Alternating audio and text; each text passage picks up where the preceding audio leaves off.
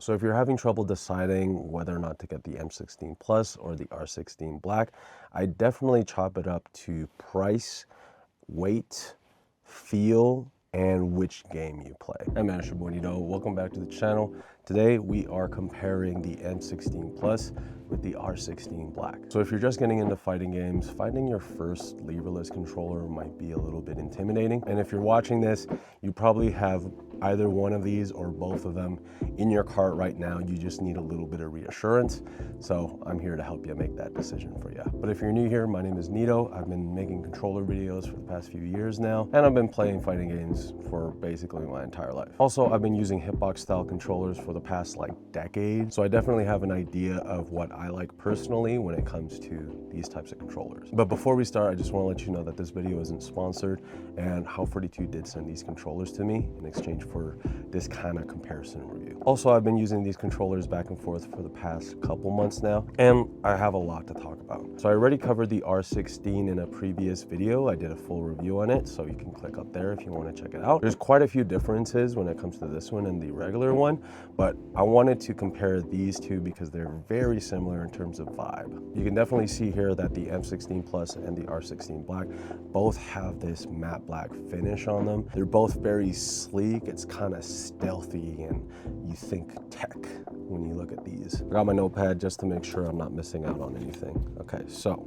the M16 Plus is 112.30 without the cable and 115.13 with the cable, and the R16 Black is 69.27 or 72.10 with the cable. So the difference is about $43. So when you're comparing the two, the R16 Black is definitely more of the budget leverless, whereas this is more of a mid-range. When you're thinking about your first leverless controller, over $100 is kind of a lot of money, so you might want to go into the R16 Black. So it's a pretty big price jump from the R16 Black to the M16 Plus, but it's all about the materials and how they feel. So the R16 Black is an all acrylic build, so you can see right here, it's layered with acrylic with the PCB in the middle. It's also pretty light. It's just under 2 pounds, 1.7 pounds, and it feels great to play on. One key thing you can notice while I'm holding it is my fingerprints are just kind of all over it. It's the same for both of them, but we'll get to that later on. I'm gonna have to wipe it as I set it down. And the M16 Plus is an all aluminum build, pretty hefty, just over 2 pounds, and it feels really nice. It definitely feels more premium, almost like a laptop or a MacBook, and you can see same issue with the fingerprints. Definitely a lot more weight to it when it comes to the M16 Plus. The R16 Black is also really nice. One of the biggest differences, I guess just design-wise, is so you can see that the fastening screws are a little exposed on the R16 Black, whereas on the M16 Plus it's just really clean, really sleek. So the M16 Plus has this little taper at the edge here. It's really nice just for your wrists to rest on. The R16 Black is just cut right there. It's not uncomfortable at all. It's not actually physically gonna hurt you or anything like that, but it is nicer on the M16 Plus just to rest your wrists. So while both controllers have the same amount of buttons, the layout is different, and also the button sizes are different as well. On the M16 Plus, you have 25.8mm buttons for everything, and when you press on it, it sits pretty flush with the case. Your fingers kind of have to spread out a little bit to press each one, but it's not uncomfortable to play on at all. Also, the L3 button is right beside the jump button, which might feel a little bit more intuitive for some people. Personally, I prefer the R16 layout. The R16 Black has 20mm buttons for everything except the jump button, which is that 25.8mm. Also, the R16 Black has these rings surrounding the case, which we'll get to in a sec. But one thing I noticed when I was playing on the M16 Plus is I was really missing that pinky button. So one thing about the R16 Black is all your fingers are laying on the buttons, including your pinky button. So you're definitely getting that full kind of feeling, you know, when you're typing on a keyboard. I don't know if you type on the keyboard like that, but using like every single finger, the pinky button is definitely something I prefer more than the thumb button, especially for L3. So I mainly use my left hand for movement. I know some people like to use their right thumb for the up button. I mainly use my left thumb for jump or up. So that makes it a little easier for my right hand just to kind of move around. I don't know if any of you play piano, but I kind of see the left side as like chords and then the right side as kind of like melodies and stuff. Because you're mainly just moving around, and then on the right side you're kind of doing all the action and whatnot. So just a little shift in perspective that helped me learn leverless a lot easier. So just putting them side by side, you can see the M16 Plus is just a little bit bigger by an inch or so, just to accommodate that wrist taper here. The M16 Plus is a little bit more angled. It's still rounded off at the edges, but not as much as the R16 Black. They both feature the display and the menu buttons. The R16 has 4 on the right side and that turbo button on the left, whereas they kind of just crammed out everything on the M16 Plus. So one of my gripes about the M16 Plus is actually the menu buttons. You have your turbo, L3, R3, touchpad, home, select, and start. I just think it would have looked a lot cleaner if they just removed the L3 and R3 and put the turbo button over here like the R16 Black. You kind of have to like feel for it and make sure that you're in the middle in order to press the touchpad button, whereas this one is just easy to just boom, touchpad right there. So in training mode, it's pretty common that the touchpad button is the one that resets all of training mode. For Street Fighter, you just press the touchpad button, and then for Tekken, you press the touchpad plus X. I noticed when I'd be training on the M16 Plus, I would like mispress it and press L3 or R3 instead, because it would be right in the middle. I kind of have to like find it. Whereas on the R16 Black, it's really easy. It's just at the edge here. You're just boom, boom, boom. It's just a minor inconvenience just having too many buttons, you know what I'm saying? But after a while, you kind of get used to it and your finger kind of just gravitates over there. The touchpad button's right in the center, so you kind of, after a while, you kind of get used to it. One of the things I wanted to talk about was actually bringing it to locals and tournaments. And so one thing I highly recommend is to get a laptop case.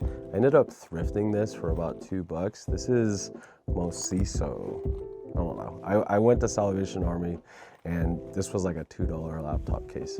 But you can see in here, what's really cool about it is there's these little flaps. I think this is a 12-inch laptop case, so the M16 and the R16 Black just fits really, really nice. This would lay on your lap and you could just fold it and play with it. I would also definitely recommend a microfiber cloth, mainly because my hands are super sweaty. You can see right here, so many fingerprints. The R16 is definitely more of a fingerprint magnet, but having a microfiber cloth was definitely the way. Yeah, I really like this setup. And you could just fold it out, zip it, you're on your way. And there's even like a little pocket for your cables or accessories and stuff. And like the R16 Black just fits nice as well. So many fingerprints. You could I probably have to bring like a set of wet wipes just to wipe it off after each time I play. Definitely something I want to mention if you're traveling, going to locals or tournaments and stuff.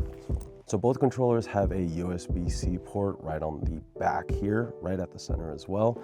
No extra ones. The M16 Plus and the R16 Black both have external ports to connect an adapter. The M16 Plus features it on the back left, and on the R16 Black, it's actually at the side.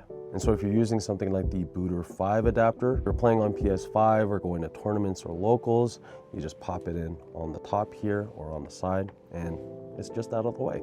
So if you saw my R16 video, you know how much I love the R16, but the R16 Black was kind of a miss for me, just mainly because I have sweaty hands. Definitely more of a fingerprint magnet. Like you can see right here, my hands are sweaty, but my print is still on the R16 Black. So if you have sweaty hands too, the M16 Plus might be better. In terms of gameplay experience, both controllers did really well. So I played Tekken 8 and Street Fighter 6, and during my testing, I actually preferred using the M16 Plus on Street Fighter 6 and the R16 on Tekken.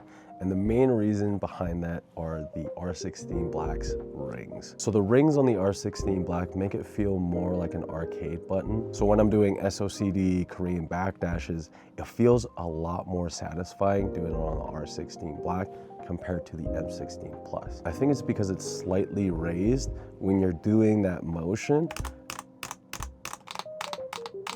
So it's definitely a lot more satisfying to do SOCD Korean backdashing on the R16 compared to the M16, and that has a lot to do with the rings and how much more raised the buttons are. And because of that, it's definitely a lot easier to do SOCD backdash on the R16 Black compared to the M16 Plus. And so I definitely preferred using the R16 Black on Tekken 8 and the M16 Plus for Street Fighter 6. But it's not to say that SOCD Korean backdashing on the M16 Plus is impossible. It's actually very doable and it's super smooth, but it feels more satisfying on the R16 Black just because of the rings. I'm a big fan of the rings.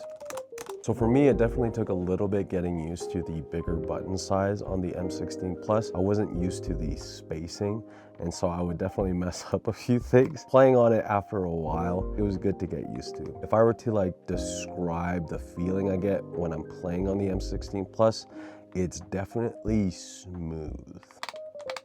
Just being able to slide off the buttons, yeah, it's just so smooth. So if you're having trouble deciding whether or not to get the M16 Plus or the R16 Black, I definitely chop it up to price, weight, feel, and which game you play. And it also just comes down to look preference. Which one do you prefer aesthetically? Unfortunately, both controllers aren't really that customizable in terms of artwork.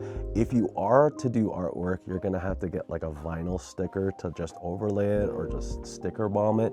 Same thing with the R16 Black, is just painted all black. If you prefer artwork, the original R16 is probably more up your alley. And while they both have RGB lighting, I ended up just turning off the lights on the M16 Plus, mainly because even on the highest setting, the lights didn't really shine through. But if you are a fan of RGB, I definitely recommend the R16 Black. There's a nice underglow to it, and it definitely pops more on the R16 Black. And that has to do with the clear acrylic surrounding it as well. It kind of just shines through, which is really nice and cool. But on the M16 Black, I just turned it off. It didn't look good at all. So if you're into that RGB underglow look, the R16 Black is definitely the controller for you. But yeah, that's pretty much all I have to say about the M16 Plus and the R16 Black. Both are really awesome controllers, and I hope this helped you decide on which one you should buy. If you're teetering more towards one or the other, let me know down in the comments which one you're planning on getting. Hope you like this kind of casual sit-down comparison style video. I'm used to kind of just scripting out everything, but this was kind of more relaxed, and I have my notes, and I'm trying new things. I'm trying to push the channel forward. I'm trying new things. So let me know if you like this kind of video as well. I'm really just trying to experiment and push myself creatively with this channel. So hope you enjoyed this style of video. Thanks for watching this video. Hope you're doing well, and go play some fighting games. Okay, that's it. I need to edit this video.